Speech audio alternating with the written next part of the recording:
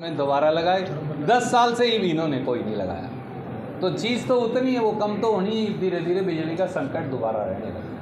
मैंने आपको ये बात इसलिए कही, एक आदमी है जिसे काम करने की लगन है। हमारे पास 10 रुपये का काम था, हमने 10 रुपये का कर दिया। मेरे पास नौकरी लगाने का अख्तियार नहीं था, नहीं लगा पाया। जितने लगते हैं आदमी थोड़ा अपने हल्के का करता है, ये भाई क्यों उनसे पर्ची लेनी होती है जी। आदमी कोशिश करता है भाई 2 बच्चों को सारा लग जाए तो तेरे को भी राजनीतिक लाभ होगा। पर जो 2 बद्दी लग पाए, वो कलायत में, पुंडरी में, गुला चीका में आपका स्वाभाविक अख्तियार है। पूरे हरियाणा में इतने बिजली घर लगाए, कोई बच्चा आ जाता था, भैया मैंने भाई साहब वायरमैन का डिप्लोमा किया हुआ, जा फलानी जगह चिमड़ जा। बोला भाई साहब अगले ज़िले में नहीं जाऊँ तो उरले में चिमड़ जा। हाँ, जहाँ कहीं अभी तक लगे हुए आपके हाथ में, वो तो दस्तखत करके दे दे, ये तो खट्टर लगावे, ये बताओ चाड़े दुनिया के, ये तो खट्टर की पर्ची आएगी तो लगेगा, नहीं तो ये तो टेम्परेरी है, लग जाते बच्चे का काम चले रहते इतने, और आगे देख ले कोई धंधा। मैं आपको केवल इसलिए कहना चाहता हूँ, श्वेता तो एक अकेली है, परंतु आप उसका परिवार हो, आप उसके संरक्षक हो, आप उसके अभिभावक हो, आप माँ बाप, काका ताऊ भाई आप ही हो। तो हम आगे तब बढ़ पाएंगे जब आप हमारी बात पर विश्वास करके आप हमारी मदद करोगे।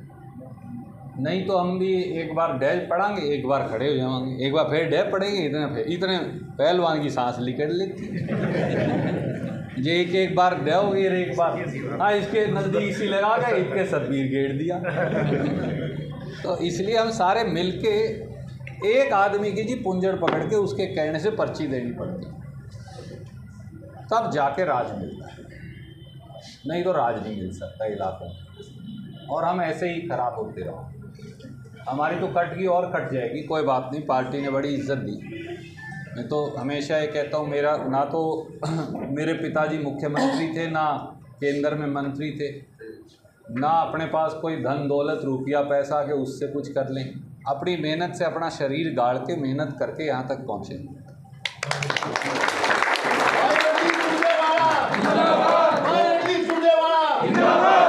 आपका आशीर्वाद ऐसा है कि जहाँ हाथ लगा दिया वहाँ जीत के आए, हार के नहीं आए। ये परमात्मा की देय होती, कोई आदमी के पास तो कुछ नहीं है ना, उतना ही मेरा और 4 इंच जिससे फालतू का होगा, इससे फालतू तो है नहीं, किलो 2 किलो कम ज़्यादा वजन होगा, परंतु आदमी अपनी मेहनत कर सका। आड़ी तो अपने खेत के अंदर कोशिश कर सकता कि खेत संवर जाए, बाकी तो अगर परमात्मा ओढ़े गेड़ देगा तो कैसे संवरेगा। परमात्मा भी थोड़ी मदद करता है, लोग मदद करें तो आदमी आगे बढ़ जाता है।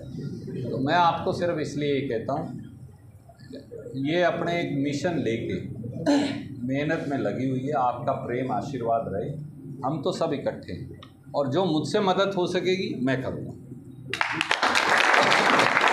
उससे फालतू करूँगा। जो मुझसे मदद हो सकेगी, जितनी अगर 10 की ताकत है तो 15 की ताकत लगा, आप मदद कर दीजिए, तो इसलिए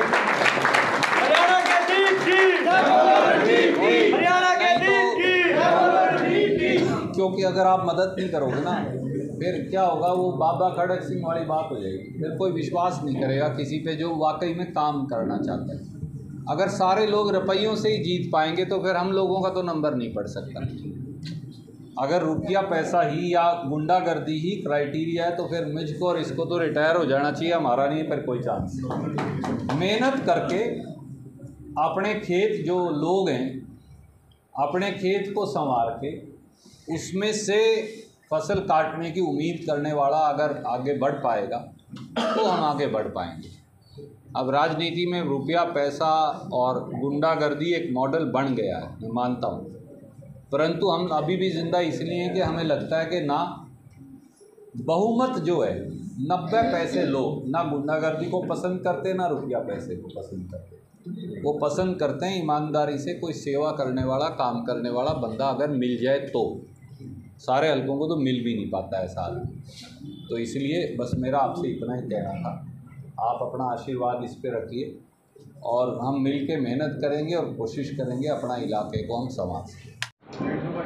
जुझारू नौजवान की आवाज़ लगातार उठाने वाली और हरियाणा के कोने कोने के उन सारे नौजवानों जिनका कोई बात नहीं सुनता था, उनकी बात उठाने वाले आदरणीय श्वेता ढुल जी, मेरे भाई सतबीर भाणा जी, भाई ईश्वर नैन जी, सभी मेरे बड़े बुज़ुर्गों, मातृशक्ति, नौजवान साथियों, छोटे भाइयों,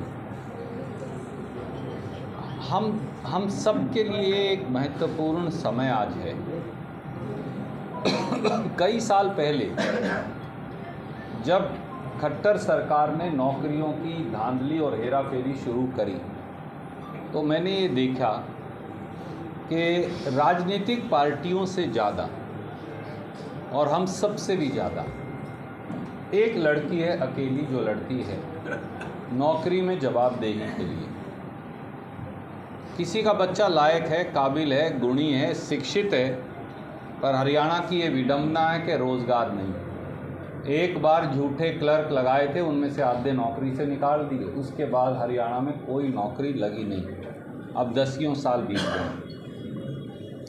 उसके बाद जजपा आई, उन्होंने थोड़े सवजबाग नौजवानों को दिखाए और नए नए लड़कों को उन्होंने जोड़ लिया। उनकी भी पोल खुल के आपके सामने। सबसे पहले सत्ता की मलाई खुद खाई, 23 बैंक में खुद लिए, पूरी मौज, जैसे अपने कहते हैं बांगर में खूब काचे काटे और बाकी बच्चों को अपने भरोसे छोड़ दिया। अपने दुर्भाग्य ये हरियाणा का कि राजनेता जो हैं, जो सत्ता में आते हैं, उससे पहले वो मीठी गोली चुसाते हैं बच्चों को। कोई बांटता है, कोई चुसाता है, और उसके किसी को आप कोई इंस्पेक्टर लगाता है, कोई थानेदार लगा